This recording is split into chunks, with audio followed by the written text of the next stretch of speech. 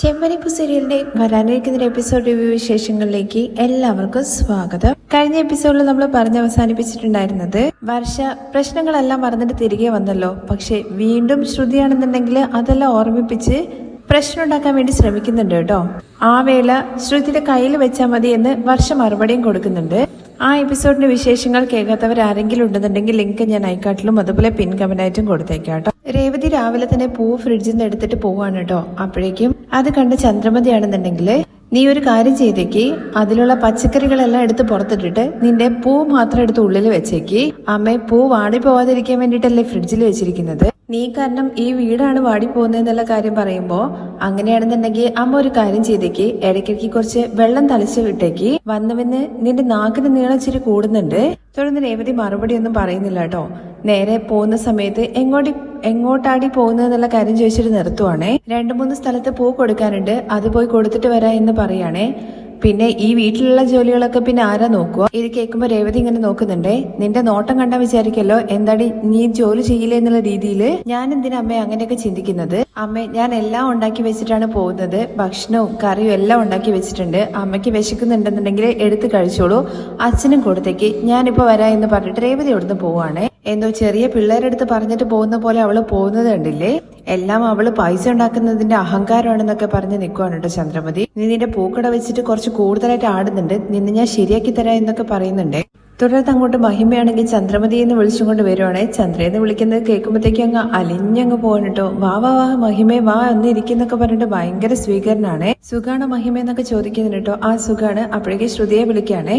എന്താ എന്റെ എന്ന് ചോദിച്ചുകൊണ്ട് ശ്രുതി വരുമ്പോഴേക്കും ശ്രുതിയുടെ അടുത്ത് പറയുന്നത് രേവതി പുറത്ത് പോയിട്ടുണ്ട്, നീ പോയിട്ട് മഹിമയ്ക്ക് ചായ എടുത്തിട്ട് വാ എന്ന് പറയാണേ. അങ്ങനെ ചന്ദ്രമതിയും മഹിമ ഇരുന്ന് സംസാരിക്കുകയാണ്. ശ്രുതി ചായ ഉണ്ടാക്കാൻ വേണ്ടി പോകുന്നുണ്ട്. വർഷ എവിടെ പോയി എന്നുള്ള കാര്യം മഹിമ ചോദിക്കുമ്പോൾ അവളെന്തോ അർജന്റായിട്ട് എന്തിനോ ഡബിങ് എന്തോ ഉണ്ടെന്ന് പറഞ്ഞിട്ട് പോയതാണ്. എന്തായാലും മഹിമ എനിക്കിപ്പോ ഒരുപാട് സന്തോഷമുണ്ട്. ശ്രീകാന്തും വർഷയും തിരികെ ഇങ്ങോട്ട് വരില്ലേ എന്നുള്ളൊരു ടെൻഷനിലായിരുന്നു. എന്തായാലും അവർക്ക് മനസ്സ് മാറിയിട്ട് അവര് തന്നെ ഇങ്ങോട്ട് വന്നല്ലോ, ഒരുപാട് സന്തോഷമായി. അവളായിട്ട് ഇങ്ങോട്ട് വന്നതൊന്നല്ല, അവള് വരില്ല എന്നുള്ള കാര്യത്തെ കുറിച്ച് പറഞ്ഞതാണ്. എന്നാൽ ഞാനാണ് അവളടുത്ത് പറഞ്ഞത് ഒരു പെണ്ണ് കല്യാണം കഴിഞ്ഞു കഴിഞ്ഞാല് ചെക്കന്റെ വീട്ടിൽ പോയി നിൽക്കുന്നതാണ് മര്യാദ. നിന്റെ വീട് അതാണെന്നും ഇനി നീ അവിടെ നിൽക്കരുത് എന്നുള്ള കാര്യമൊക്കെ പറഞ്ഞ് നിർബന്ധിച്ച് ഇങ്ങോട്ട് പറഞ്ഞയച്ചെന്നൊക്കെ പറയാൻ കേട്ടോ മഹിമ. ആണോ മഹിമേ? നല്ല കാര്യം. എനിക്കറിയായിരുന്നു നിങ്ങൾ നല്ല കാര്യം പറഞ്ഞിട്ട് അവളെ ഇങ്ങോട്ട് തിരിച്ചയക്കോ എന്നുള്ള കാര്യം. എന്തൊക്കെയാണെങ്കിലും മഹിമേ അന്ന് നടന്ന കാര്യങ്ങളൊന്നും മനസ്സിൽ വെക്കണ്ട കേട്ടോ. വർഷയുടെ അച്ഛന്റെ അടുത്തും എനിക്കതിൽ ഭയങ്കരമായിട്ട് വിഷമമുണ്ടായി എന്നുള്ള കാര്യത്തെ കുറിച്ച് പറയണമെന്ന് പറയാണേ. അല്ലെങ്കിലും ചന്ദ്രേ അതിൽ നിങ്ങൾക്ക് എന്താ ചെയ്യാൻ വേണ്ടി പറ്റുക? നിങ്ങളെ വീട്ടിലുള്ള ഒരാള് ശരിയല്ലല്ലോ. എന്ത് ചെയ്യാനാ മഹിമേ, ഞങ്ങളുടെ തലയിലെഴുത്താണ്. ഞങ്ങളുടെ മകനായിട്ട് വന്ന് ജനിച്ചു പോയില്ലേ എന്നൊക്കെ പറയാൻ കേട്ടോ സച്ചിയെ കുറിച്ച്. വർഷയ്ക്ക് ഇവിടെ ഒരു പ്രശ്നം വരാതെ നിങ്ങൾ വേണം നോക്കാനെന്നുള്ള കാര്യം മഹിമ പറയുമ്പോ ഇല്ല ഇല്ല, അവൾക്ക് ഒരു പ്രശ്നം ഉണ്ടാവില്ല, അതിനെക്കുറിച്ച് ഓർത്ത് നീ ടെൻഷൻ അടിക്കണ്ട, നിങ്ങൾ ധൈര്യത്തോടു കൂടി ഇരിക്കുന്നൊക്കെ പറയുന്നുണ്ട് കേട്ടോ. അപ്പോഴേക്കും പുറത്തൊരു ചേച്ചി വന്ന് നിൽക്കുന്നുണ്ട്. ഇവിടെ പൂ വിൽക്കുന്നില്ലേ, എനിക്കൊരു 100 രൂപയ്ക്ക് പൂ വേണമെന്നുള്ള കാര്യം പറയാണേ. ഞാൻ പൂക്കെട്ടി വിൽക്കുന്ന ആളൊന്നുമല്ല, അവളിപ്പോ വീട്ടിലില്ല എന്നുള്ള കാര്യം ചന്ദ്രമതി പറയുന്ന സമയത്ത് എനിക്കറിയാം നിങ്ങളുടെ മരുമകള് രേവതിയല്ലേ പൂക്കെട്ടി വിൽക്കുന്നത്, അവൾക്ക് ഒന്ന് സഹായം ചെയ്തൂടെ, നിങ്ങളുടെ പേരിലല്ലേ കടയും വെച്ചിരിക്കുന്നത് എന്ന് കരുതിയിട്ട് എന്നുള്ള കാര്യം ചന്ദ്രമതി ചോദിക്കുമ്പോ രേവതി എന്തായാലും പൂ ഉള്ളിൽ വെച്ചിട്ടുണ്ടാകും. ഒരു 2 മുളം പൂവ് എടുത്തിട്ട് വരാൻ വേണ്ടി പറയാണേ. ഞാനോ ഒന്ന് ചോദിക്കുകയാണെ അപ്പോഴേക്കും ചന്ദ്രമതി രേവതി വരുന്നവരെ എനിക്ക് വെയിറ്റ് ചെയ്യാനുള്ള സമയമില്ല, ദയവേദിട്ട് ഒന്ന് എടുത്ത് പൂക്കാരി അമ്മയെന്ന് പറയണേ. എന്ത് പൂക്കാരി അമ്മയെന്നോ? ഇത് നമ്മുടെ ശ്രുതി അടുക്കളയിൽ നിന്ന് കേട്ടിട്ട് ചിരിക്കുന്നുണ്ട് കേട്ടോ. മഹിമയ്ക്ക് നല്ല ചിരി വരുന്നുണ്ട്. ഈ മഹിമ വന്ന സമയത്ത് തന്നെയാണല്ലോ ഈ നാശങ്ങൾ വന്നിരിക്കുന്നത്, എന്നെ നാണം കെടുത്താൻ വേണ്ടിയിട്ടെന്നൊക്കെ മനസ്സിൽ ചിന്തിക്കുന്നുണ്ട് കേട്ടോ. ചന്ദ്ര നിങ്ങൾ എന്താ ചിന്തിച്ചുകൊണ്ടിരിക്കുന്നത്? രേവതിയുടെ അടുത്ത് ഞാൻ ഓൾറെഡി പറഞ്ഞതാണ്, അതുകൊണ്ട് കവറിൽ വെച്ചിട്ടുണ്ടാവും, ഒന്ന് പോയി നോക്കാൻ പറയണം കേട്ടോ ചേച്ചി. അപ്പോഴേക്കും മഹിമയും പറയുന്നുണ്ട് കേട്ടോ. ചന്ദ്രേ അവർ ചോദിക്കുന്നത് കേട്ടില്ലേ, എടുത്തു കൊടുക്ക്. മഹിമ പറയുന്നത് കേൾക്കുമ്പോ മനസ്സില്ലാ മനസ്സോട് കൂടിയിട്ട് മഹിമയുടെ അടുത്തുനിന്ന് പോയിട്ട് എടുത്തു കൊടുക്കുവാണ് കേട്ടോ ചന്ദ്ര. മഹിമ പറഞ്ഞതല്ലേ എന്നുള്ള കാര്യം വിചാരിച്ചുകൊണ്ട് മനസ്സില്ലാ മനസ്സോട് കൂടി പോയിട്ട് ഫ്രിഡ്ജിൽ നിന്ന് എടുത്തിട്ട് ആ കവറോടെ ആ ചേച്ചിയുടെ കയ്യിലേക്ക് കൊടുക്കുവാണേ. എന്താ നിങ്ങൾ ഇങ്ങനെ തരുന്നത്? മുളം കണക്കാക്കി തരാൻ വേണ്ടി പറയുമ്പോൾ എനിക്കതൊന്നും അറിയില്ല എന്ന് പറയാനുണ്ട് ചന്ദ്ര. നിങ്ങൾ തന്നെ മുളം എത്രയാന്ന് വെച്ചാൽ എടുത്തോളാൻ വേണ്ടി പറയണേ. അതെങ്ങനെ ശരിയാവുക? നിങ്ങളുടെ കടയിലെ സാധനം ഞാനാണോ മുളം ഇതാക്കിയിട്ട് എടുക്കേണ്ടതെന്ന് ചോദിക്കുന്നുണ്ട്. നിങ്ങളുടെ കൈ ചെറുതാണ് എങ്കിലും കുഴപ്പമില്ല, നിങ്ങൾ തന്നെ മുളം അളന്ന് തരാൻ വേണ്ടി പറയുന്നുണ്ട്. അപ്പോഴേക്കും ശ്രുതിയാണെന്നുണ്ടെങ്കിൽ ചായ കൊണ്ടേ കൊടുക്കുന്നുണ്ട് മഹിമയ്ക്ക്. മഹിമ അത് മേടിച്ച് കുടിച്ചോണ്ടിരിക്കുകയാണ്.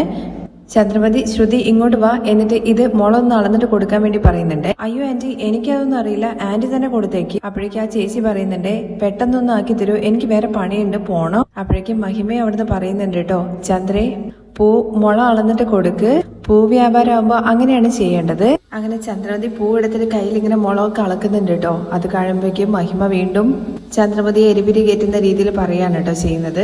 ആഹാ കൊള്ളാലോ ചന്ദ്രയും നന്നായിട്ട് മുളകൊക്കെ അളന്ന് കൊടുക്കുന്നുണ്ടല്ലോ, നല്ല ഈസി ആയിട്ട് ചെയ്യാൻ വേണ്ടി പറ്റുന്നുണ്ടല്ലോ എന്നൊക്കെ കളിയാക്കി പറയാണേ. ആ ചേച്ചി പറഞ്ഞതുപോലെ തന്നെ 2 ആടിനെ പുറത്ത് കെട്ടിയിട്ടുണ്ടെന്നുണ്ടെങ്കിൽ നിങ്ങളെ പൂക്കാരി എന്നും അതുപോലെ തന്നെ പാൽക്കാരി എന്നൊക്കെ വിളിക്കും ആൾക്കാര്. അതും കൂടി കേൾക്കുമ്പോഴേക്കും ചന്ദ്രമതിക്ക് അങ്ങോട്ട് മൊത്തത്തിൽ അങ്ങ് ദേഷ്യം വരുന്നുണ്ട് കേട്ടോ. അങ്ങനെ മഹിമ പറയുന്നത് കേൾക്കുകയാണെന്ന സമയത്ത് നമ്മുടെ ശ്രുതിയും പറയുന്നുണ്ട്, എന്നെ എന്തൊക്കെ രീതിയിലായിരുന്നു ചീത്ത വിളിച്ചിട്ടുണ്ടായിരുന്നത്, ഇപ്പൊ നന്നായിട്ട് വാങ്ങി കെട്ടിക്കുന്നില്ലേ, എനിക്ക് ഇപ്പഴാ സന്തോഷമായെന്നൊക്കെ മനസ്സിൽ വിചാരിക്കുകയാണേ. മുളം അളന്ന് വെച്ചത് പല്ലുകൊണ്ട് കടിച്ച് പൊട്ടിക്കുമ്പോഴേക്കും ശ്രുതി അങ്ങോട്ട് ഓടിച്ചെന്നിട്ട് ആന്റി 1 മിനിറ്റ് എന്ന് പറഞ്ഞിട്ട് കത്രിക വെച്ചിട്ട് മുറിച്ചു കൊടുക്കാണ് കേട്ടോ. അങ്ങനെ പൂ അളന്നത് ആ ചേച്ചിയുടെ കയ്യിലേക്ക് കൊടുത്തിട്ട് പണമൊക്കെ മേടിക്കുന്നുണ്ട്. പൂവൊക്കെ മേടിച്ചിട്ട് ആ ചേച്ചി പോയി. അത് കഴിഞ്ഞിട്ട് മഹിമ പറയുന്നുണ്ട്, എന്തായാലും ചന്ദ്രേ ഞാൻ ഇറങ്ങാണ് എന്നുള്ള കാര്യം. അയ്യോ ആന്റി ഇപ്പൊ തന്നെ പോവാണെന്ന് ശ്രുതി ചോദിക്കുന്നുണ്ടേ. വർഷ തിരികെ വന്നിട്ട് പ്രശ്നമൊന്നും ഇല്ലല്ലോ എന്നുള്ള കാര്യം അറിയാൻ വേണ്ടിയിട്ട് ഞാൻ വന്നതാണ്. എന്തായാലും ചന്ദ്രയുള്ള സമയത്ത് ഞാൻ ഭയക്കേണ്ട കാര്യമൊന്നുമില്ല, ചന്ദ്രമതി എല്ലാ കാര്യങ്ങളും നന്നായിട്ട് നോക്കിക്കോളും. ശരി ചന്ദ്രേ, എന്തെങ്കിലും ആവശ്യമുണ്ടെന്നുണ്ടെങ്കിൽ വിളിച്ചാൽ മതി. മഹിമയെ കുറച്ച് സമയത്തിനുള്ളിൽ തന്നെ എന്തായാലും വർഷ വരും, അത് കഴിഞ്ഞ് കണ്ടിട്ട് പോയാൽ പോരെ. അത് കുഴപ്പമില്ല ചന്ദ്രേ, എന്തായാലും നിങ്ങൾക്ക് ഒരുപാട് ജോലി ഉണ്ടാകും, പൂ മേടിക്കാൻ വേണ്ടിയിട്ട് ഒരുപാട് ആൾക്കാർ വരും, അതുകൊണ്ട് നിങ്ങൾ നിങ്ങളുടെ ജോലി നോക്ക്, ഞാൻ വർഷയെ ഇനി ഒരു ദിവസം വന്നിട്ട് കണ്ടോളാം. അങ്ങനെ പോയ മഹിമ തിരികെ വീണ്ടും വരികയാണ് കേട്ടോ. എന്നിട്ട് 200 രൂപ കാണിച്ചിട്ട് ചന്ദ്രേ എനിക്ക് ഒരു 200 രൂപയ്ക്ക് പൂ തരാൻ വേണ്ടി പറയാണ്. അതുകൂടി കാണുമ്പോഴേക്കും ശ്രുതിക്ക് നല്ല സന്തോഷമാവുന്നുണ്ട്. ചന്ദ്രമതിയെ മനഃപൂർവ്വം നാണം കെടുത്താനുള്ള ഒറ്റ ഉദ്ദേശത്തിലാണല്ലോ മഹിമ ഇതൊക്കെ ചെയ്യുന്നത്. ഇത് കേൾക്കുമ്പോൾ സ്റ്റക്കായിട്ട് നിൽക്കുകയാണ് കേട്ടോ ചന്ദ്ര.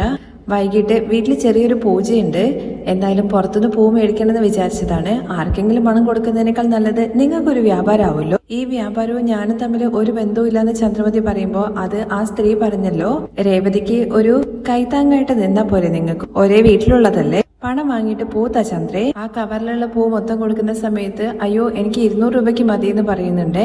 അങ്ങനെ ചന്ദ്രമതിയെ മുളം അളപ്പിച്ചിട്ട് മേടിച്ചിട്ട് പോവാണ് കേട്ടോ. ആഹാ ചന്ദ്രേ, നന്നായിട്ട് ഈ വ്യാപാരം ചന്ദ്രയും ചെയ്യുന്നുണ്ടല്ലോ, ഇനി പൂ വാങ്ങുന്ന സമയത്ത് ഞാൻ ചന്ദ്രയുടെ അടുത്ത് വന്ന് മേടിച്ചോളാം എന്നൊക്കെ പറഞ്ഞിട്ട് കളിയാക്കി പോവാണ് കേട്ടോ മഹിമ അവിടുന്ന്. ഇത് കണ്ടിട്ട് സന്തോഷിച്ച് നിൽക്കുകയാണ് കേട്ടോ ശ്രുതി. അങ്ങനെ മഹിമ ചിരിച്ചുകൊണ്ട് താഴേക്ക് ഇറങ്ങുമ്പോഴേക്കും വർഷയും ശ്രീകാന്തും വരുന്നുണ്ട് കേട്ടോ. അമ്മ പോവാണോ, അമ്മ നമുക്ക് മുകളിലിരുന്ന് സംസാരിക്കാൻ പറയുമ്പോ ഇല്ല വേണ്ട, ഞാൻ ഇനിയൊരു ദിവസം വരാം എന്ന് പറയണേ. അയ്യോ ആന്റി ഭക്ഷണം കഴിച്ചിട്ട് പോയെന്നൊക്കെ ശ്രീകാന്ത് പറയുന്നുണ്ട് കേട്ടോ. വേണ്ട ശ്രീകാന്ത്, ഞാൻ പിന്നൊരു ദിവസം വരാം. ഇതെന്താ അമ്മ എന്നെ കാണാൻ വേണ്ടി വന്നപ്പോ പൂവൊക്കെ മേടിച്ചിട്ട് വന്നെന്നുള്ള കാര്യം പറയുമ്പോ, നിന്നെ കാണാൻ വരുമ്പോ പൂ മേടിച്ചതല്ല, വീട്ടിലൊരു ഫംഗ്ഷൻ ഉണ്ടല്ലോ, അതുകൊണ്ട് ഞാന് ചന്ദ്രമതിയുടെ അടുത്ത് പൂ മേടിക്കാന്ന് പറയണേ. ആഹാ അത് കൊള്ളലോ, രേവതി ചേച്ചി സഹായിക്കാൻ തുടങ്ങിയല്ല അമ്മ, നല്ല കാര്യം. അത് തന്നെ ഞാനും പറഞ്ഞെന്ന് മഹിമ ചിരിച്ചോണ്ട് പറയുന്നുണ്ട് കേട്ടോ. ശരി ഞാൻ പോവാണെന്ന് പറഞ്ഞ് മഹിമ അവിടുന്ന് പോവാണേ. അങ്ങനെ വർഷയും ശ്രീകാന്തും കയറി പോകുന്ന സമയത്ത് വർഷയെ 1 മിനിറ്റ് എന്ന് പറഞ്ഞിട്ട് നിർത്തുന്നുണ്ട്. ശ്രീകാന്ത് അങ്ങ് കയറി പോവാണ് കേട്ടോ. പറയുന്നത് കേൾക്കാതെ നീ ഇങ്ങോട്ട് തിരിച്ചു വന്നതാണ്, അതുകൊണ്ട് നീ കുറച്ച് കരുതലായിട്ട് ഇരിക്കണം. 3 മരുമക്കളുള്ള വീടാണ് എന്ന് കരുതിയിട്ട് നീ നിന്റെ കാര്യമൊന്നും വിട്ടുകൊടുക്കരുത്. എന്തിനാ ഇപ്പൊ ഇങ്ങനെയൊക്കെ പറയുന്നുള്ള കാര്യം ചോദിക്കുമ്പോൾ എല്ലാത്തിനും ഒരു കാരണമുണ്ടെന്ന് കരുതി. മറ്റുള്ളവരെ പോലെ നീ ഒന്നും ഇല്ലാത്തവളല്ല, നിനക്ക് സ്വന്തമായിട്ടൊരു വീടുണ്ട്, അത് നീ മറക്കണ്ട എന്നൊക്കെ പറഞ്ഞിട്ടാണ് മഹിമ പോകുന്നത്. ഇതിപ്പോ എന്താന്നുള്ള മട്ടിൽ വർഷം ചിന്തിക്കുന്നുണ്ട്. പിന്നെ പോട്ടെ എന്നുള്ള മട്ടില് അങ്ങനെ വർഷം അങ്ങ് കയറി പോവാണ് കേട്ടോ. ചന്ദ്രപതിയാണെന്നുണ്ടെങ്കിൽ മഹിമ പറഞ്ഞ ആ ഷോക്കിൽ ഇങ്ങനെ പൂവും പിടിച്ച് തന്നെ നിൽക്കുവാണ് കേട്ടോ. നല്ല അരിച്ചു കയറി നിൽക്കുന്ന സമയത്താണ് വർഷം അങ്ങോട്ടേക്ക് വരുന്നത്.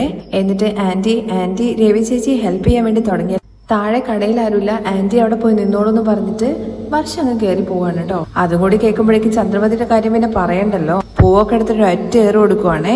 ഇതെല്ലാം കണ്ട് ശ്രുതി അപ്പുറത്തുനിന്ന് ഇങ്ങനെ ചിരിച്ചു നിൽക്കുന്നുണ്ട്. കുറേ സമയം കഴിഞ്ഞിട്ട് ചന്ദ്രമതിയുടെ ആ എരിച്ച് കേരളങ്ങ് നിന്നിട്ടില്ല കേട്ടോ. കയ്യിലെ പില്ലോ ഒക്കെ ഉള്ളതൊക്കെ വലിച്ചെറിയുന്നുണ്ട്. എന്നിട്ട് വർഷയുടെ അമ്മയല്ലേന്ന് കരുതിയിട്ട് ബഹുമാനം കൊടുത്തിട്ട് ആ സ്ത്രീ എന്തൊക്കെ പറഞ്ഞിട്ടാ പോയിരിക്കുന്നത്. എന്നെ കണ്ടിട്ട് എങ്ങനെയാണ് ഒരു പൂക്കാരിയെ പോലെയാണ് തോന്നുന്നത്, എന്നെ കണ്ടിട്ട് അവർക്ക് എങ്ങനെ അങ്ങനെയൊക്കെ പറയാൻ വേണ്ടി തോന്നിയത്. റോഡിൽ പോകുന്നവരും വരുന്നവരൊക്കെ എന്നെ നോക്കിയിട്ട് അധികാരം കാണിച്ചുകൊണ്ടിരിക്കുകയാണ്. ഈ വർഷയുടെ അമ്മയാണെന്നുണ്ടെങ്കിൽ മുളം വരെ അളപ്പിച്ചിട്ട് എന്റെ അടുത്ത് പൂ മേടിച്ചിട്ട് പോയി. ഞാൻ എന്താ പൂ കെട്ടുന്നവളാണോ ഷോ എന്നൊക്കെ പറഞ്ഞ് നടക്കുവാണെ അങ്ങോട്ടും ഇങ്ങോട്ടും.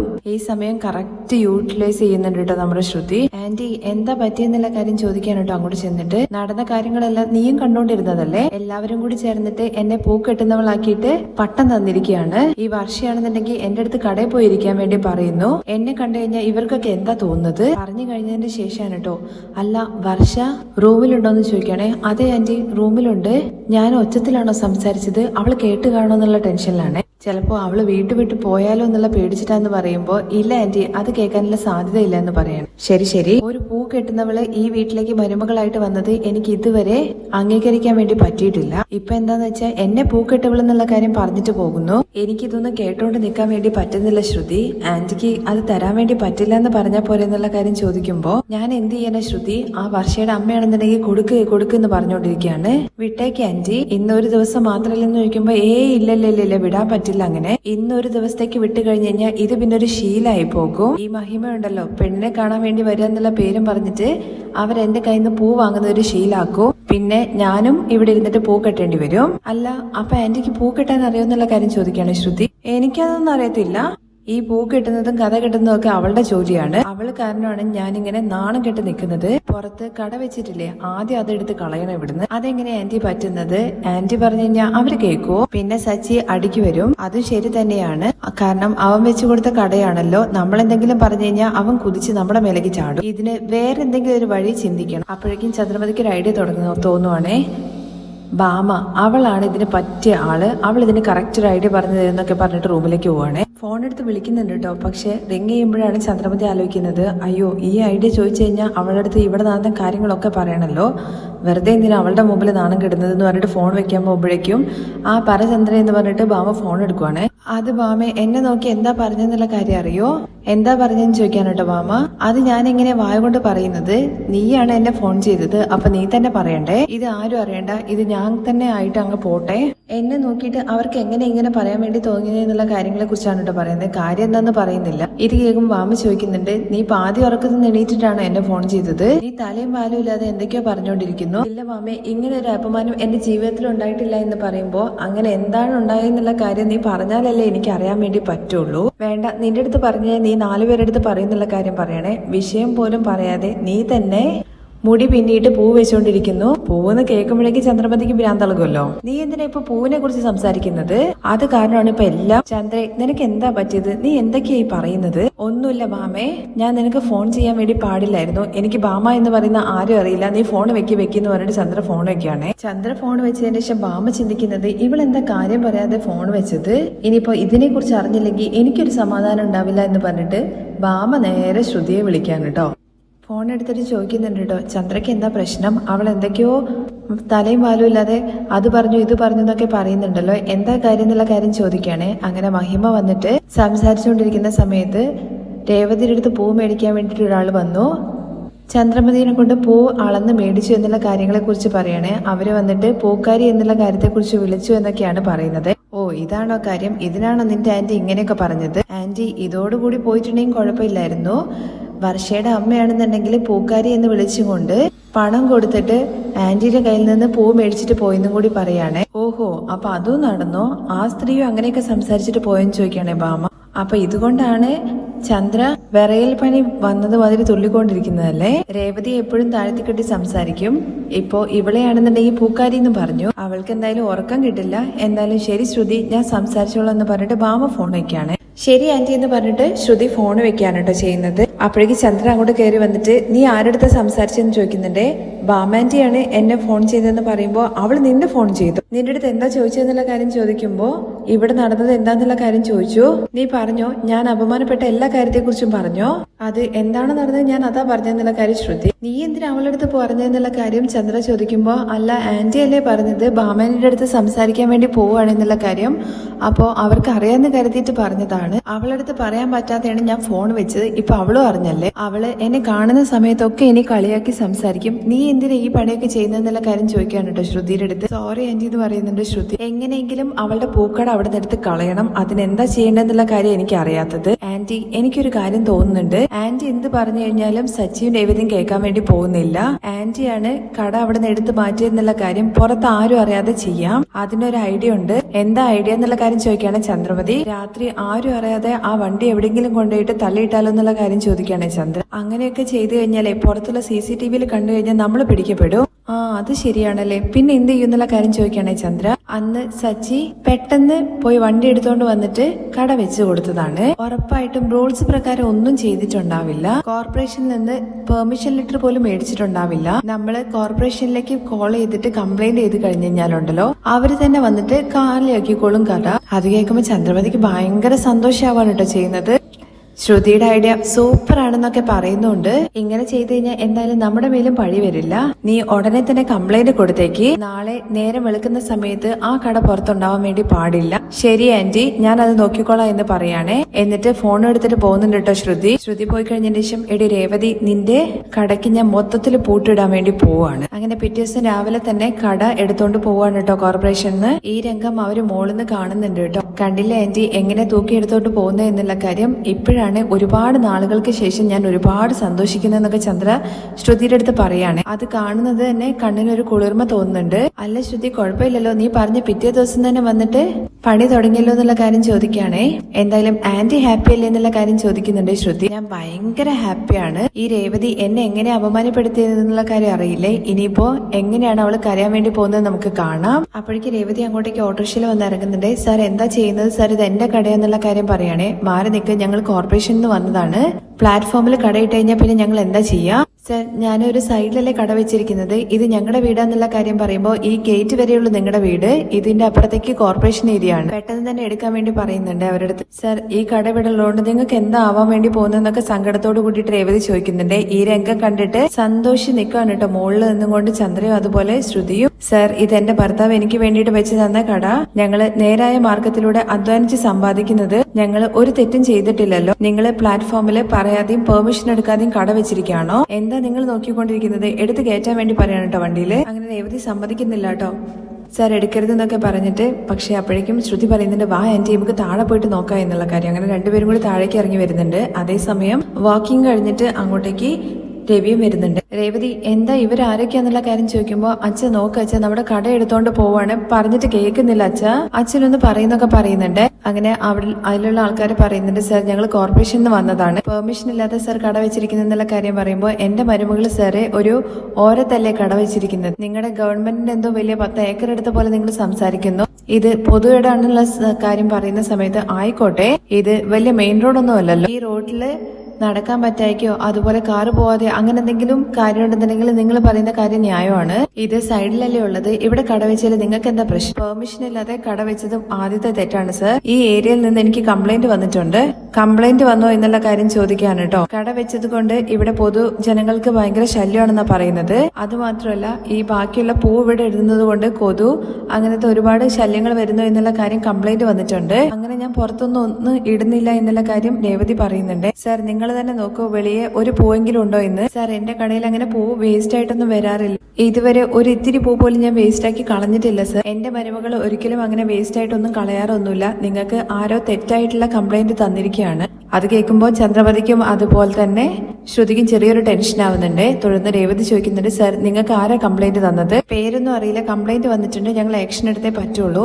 അങ്ങനെ ആരാ എന്നുള്ള കാര്യം ആ ഓഫീസേഴ്സിന്റെ അടുത്ത് ചോദിക്കുന്നുണ്ടല്ലോ. അപ്പോഴേക്കും നമ്മുടെ ശ്രുതിക്കും അതുപോലെ തന്നെ ചന്ദ്രയ്ക്കും ടെൻഷൻ ആവുന്നുണ്ട്. ഇവരുടെ പേര് ആ ഓഫീസേഴ്സ് പറയൂ എന്നുള്ള കാര്യം നമുക്ക് നാളത്തെ എപ്പിസോഡിനകത്ത് നോക്കാം കേട്ടോ. ബാക്കി വിശേഷങ്ങൾ കേൾക്കാൻ താല്പര്യം ഉണ്ടെന്നുണ്ടെങ്കിൽ നെക്സ്റ്റ് എപ്പിസോഡിന് കമന്റ് ചെയ്യണേ.